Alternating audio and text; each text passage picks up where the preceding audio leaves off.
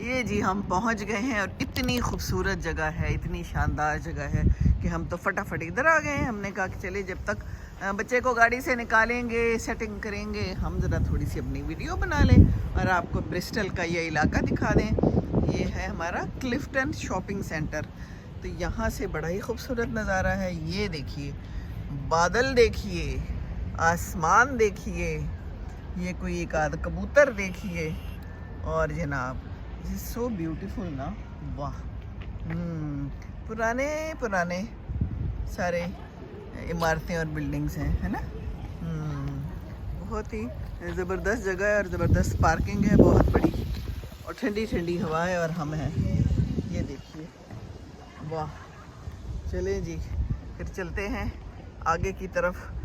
बच्चे के लिए हमने आज काम करना है।